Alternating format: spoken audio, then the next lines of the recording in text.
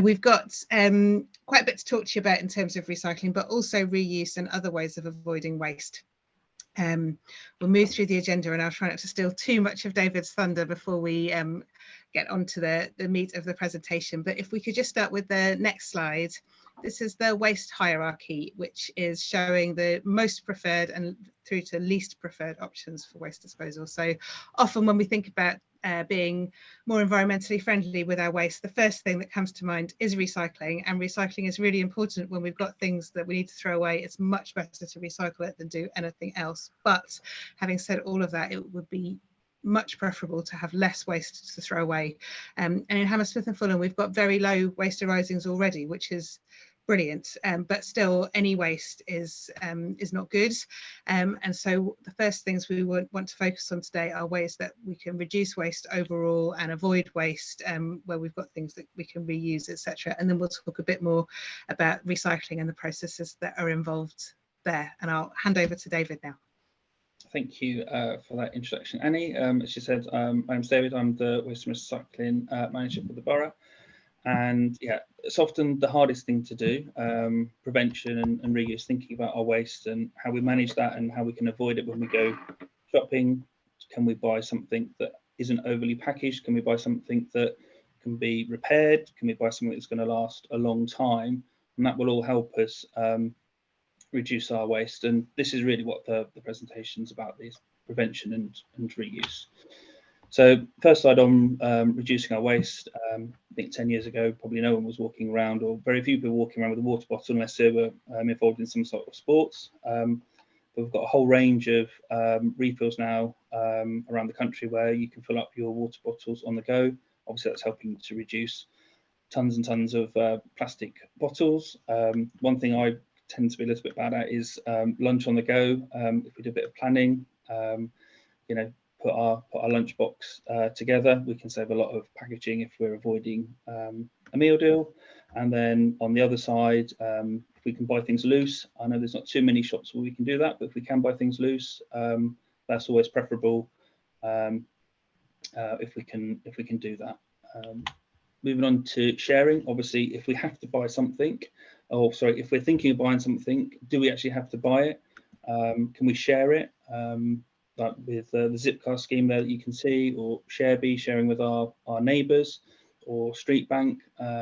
Later on, I'll talk about the Library of Things. That's a place where we can borrow items, and we're lucky enough to have one of those in the borough. So sharing is a really good way of avoiding owning something, because we can share it.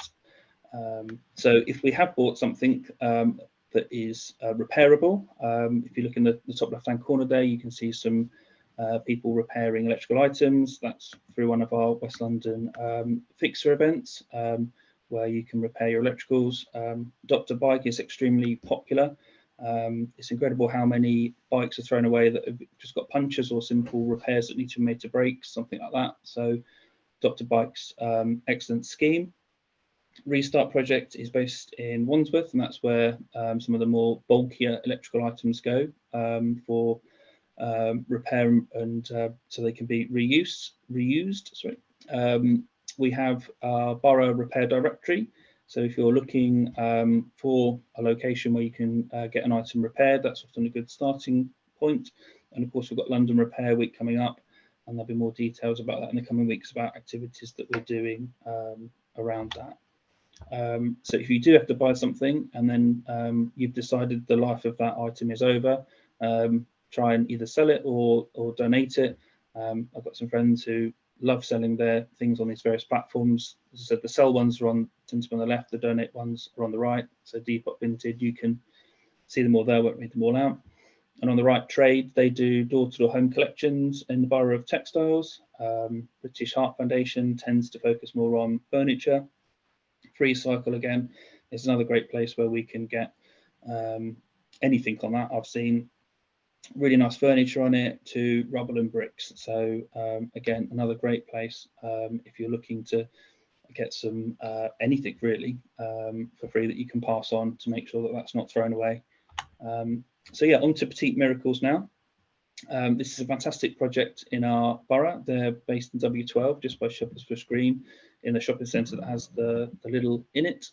One thing that's really great about Petite Miracles is they have a workshop. So unlike other charities which will take your items away and they might say, oh, a bit fussy, can't take that.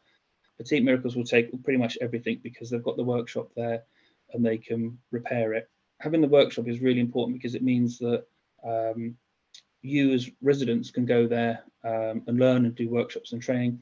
But also if you're looking to upskill yourself or get back into work, and this is an industry that you might want to work in, they can offer workshops for people who are interested in doing that as more of a career choice.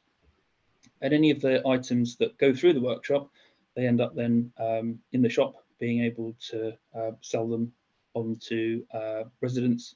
So you can then buy the furniture affordably. So it's a really nice loop there where we can donate items to Petite Miracles. They get repaired in the workshop and then they're available to buy affordably. So that's a fantastic project and we're looking to support them as much as possible. I mentioned the Library of Things earlier around borrowing items. You can see the full list of things that you can borrow.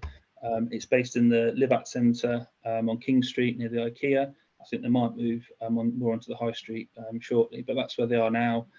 Items are available from £1 and you can just borrow anything. And that just saves us having to buy those little bits and pieces. How many of us have a sander or a drill at home that we use once a year? Why not just go and hire it for a few pounds from the centre? They've also got some really good kits. So they do a cinema kit where you can rent a projector from them and a popcorn machine. So that's quite fun. Of course, if you've got some guests coming over at last minute, maybe you might want an inflatable bed. But anyway, it's a great place to reduce your need to buy items. So we're really pleased with the Library of Things. Annie did mention at the start around recycling, and it's kind of like the last resort in terms of the circular economy. Obviously, we'd rather you recycle it than dispose of it in other ways. But this slide is just to remind us of what we can accept in our Smart Sack recycling service, in the clear sacks, in the orange lidded bins, the full range of materials. One thing that helps residents, in my experience, is to remind people that this is a dry mixed recycling service. So the items we want to accept there are dry and clean. So if there's any kind of water or food or things like that in there, then try and avoid popping that into the bin. But the main reason for showing you this slide is because when we're out and about doing our engagement work, often residents asks us what happens to the materials that we put out for recycling. So here you can see exactly the locations of all the materials and where they're going. So I'm pleased to say that almost all the materials are kept within the UK, and when they do go abroad, it's mostly, well, it's exclusively there to Western Europe. So plastic bottles, your milk bottles, go to Dagenham. I've seen that facility, it's absolutely fantastic. I think they can recycle the bottles, generally take 7 days, so whatever you recycle, put out, comes back to you. The next week is your next week's bottle, which is absolutely brilliant. Pots, tubs and trays go to Peterborough. Glass is going across the UK. Paper to Norfolk. Cans go to Nobilis in Cheshire. So that's really, really good. One question we get asked is sometimes materials go further afield, and is that necessarily a bad thing? Well, as the UK, we are quite big importers and we buy goods and services from around the world. And quite often those methods of transport, whether it be on a ferry or whether it be on road transport, often those items are going back empty. So it makes sense to fill that with recycling.